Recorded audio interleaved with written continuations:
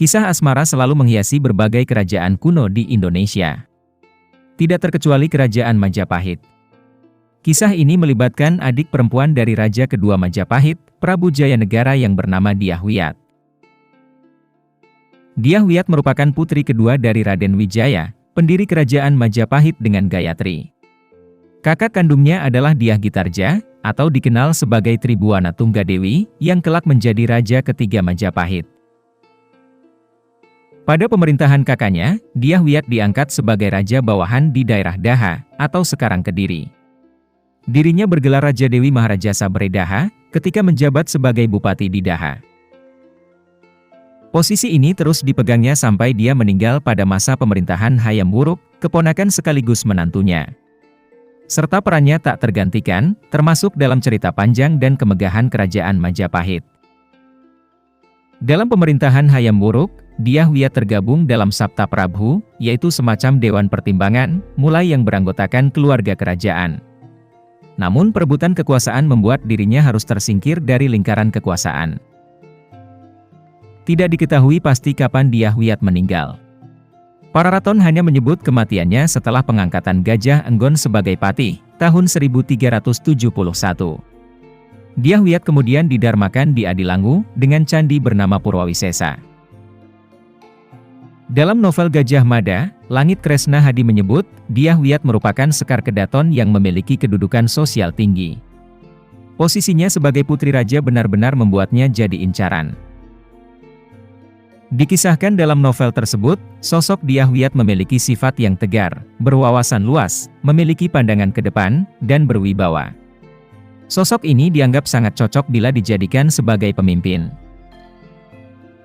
Ibu Ratu Gayatri melihat dalam banyak hal, Dyah Wiyat memang memiliki sifat dan sikap yang menonjol dari kakaknya, Sri Gitarja. Dyah Wiyat bisa bersikap tegas, mampu memilih secara tegas satu di antara banyak pilihan yang berada dalam kedudukannya, tak ubahnya malakama. Sifat dan sikap yang demikian, lebih mandiri dan amat sesuai untuk menjadi pemimpin. Namun, kisah percintaan sang putri ternyata tetap menginjak bumi. Cinta tak mengenal batas kedudukan dan ruang hati untuk bertambat. Secara diam-diam, Dyah Wiyat dicintai oleh tabib kerajaan yang bernama Ratanca. Ratanca juga salah satu dari 7 anggota Dharma Putra, atau jabatan istimewa bentukan dari Raden Wijaya. Tidak diketahui dengan pasti apa tugas dan wewenang mereka, namun para raton menyebut mereka sebagai pegawai yang disayangi raja. Cinta yang bersemi di balik tembok kerajaan itu, terus menemukan labuhannya. Dyah Wiyat membalas rasa cinta seorang Ratanca yang hanya rakyat jelata, namun menempati sebagian besar cinta dalam hatinya.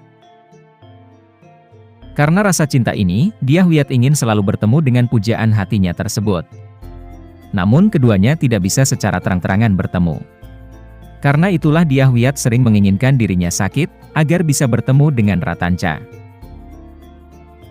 Kelemahan Sri Gitarja adalah karena ia sering sakit-sakitan, sebuah keadaan yang di masa silam sangat diinginkan Dyah Wiyat, sebab hanya dengan sakit dia bisa bertemu dengan Ratanca kekasih hatinya. Namun cinta mereka berdua terhalang oleh tembok kekuasaan Majapahit.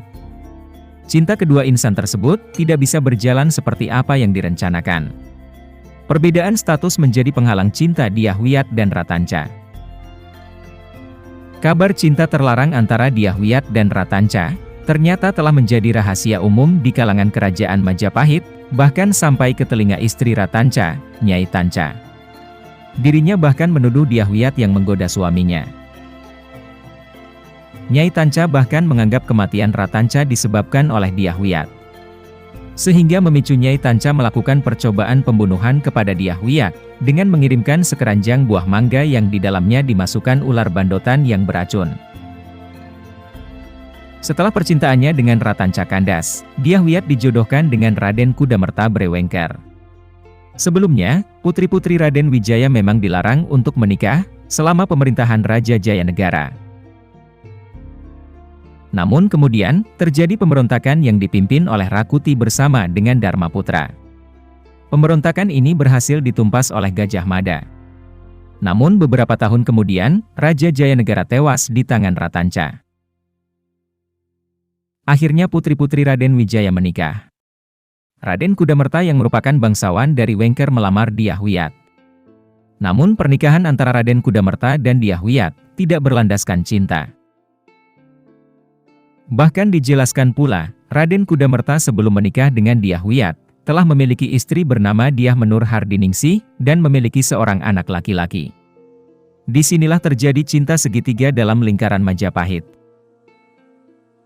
Sebelum pernikahannya dengan Dyah Wiyat, Panji Wiradapa yang merupakan paman dari Raden Kudamerta, menawan istrinya, Dyah Menur. Hal ini dilakukan agar Raden Kudamerta bersedia menikah dengan Dyah Wiyat. Bila Dyah Wiyat menjadi ratu, maka otomatis Raden Kudamerta akan menjadi seorang raja. Jika Kudamerta menjadi orang nomor 1 di Majapahit, maka kemungkinan besar Panji Wiradapa menjadi orang nomor 2, yaitu Mahapatih akan terwujud. Di sisi lain, Dyah Wiyat yang kisah cintanya kepada Ratanca gagal karena status sosial, kini harus menerima perjodohan dengan suami wanita lain.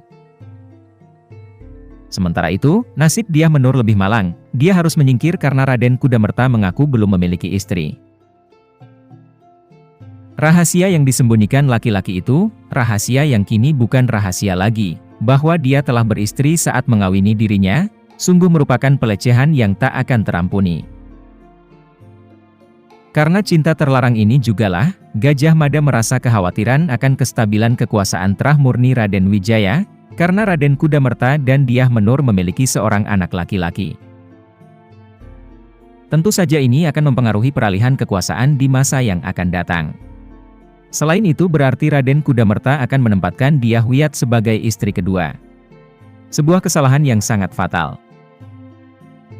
Karena itulah, Bayangkara, pasukan elit kerajaan Majapahit, akhirnya berusaha membebaskan Dyah Menur. Setelah diselamatkan, Gajah Mada kemudian menyembunyikan Dyah Menur dan bayinya. Dyah Menur yang sangat ingin bertemu dengan suaminya, akhirnya diselundupkan ke dalam istana.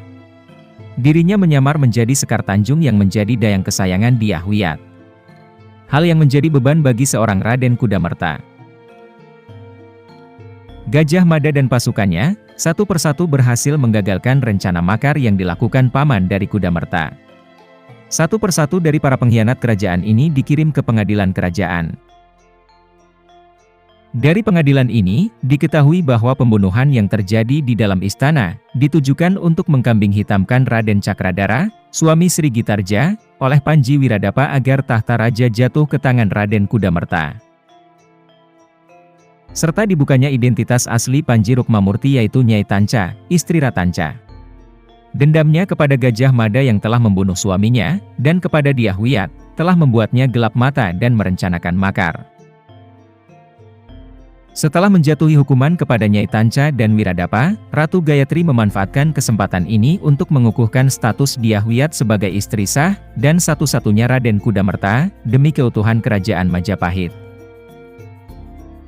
Sementara itu Dyah Menur akhirnya harus memberikan suami tercintanya kepada Sekar Kedaton. Dan dirinya pergi membawa bayi yang dikhawatirkan oleh Gajah Mada sebagai pemutus silsilah keturunan Raden Wijaya.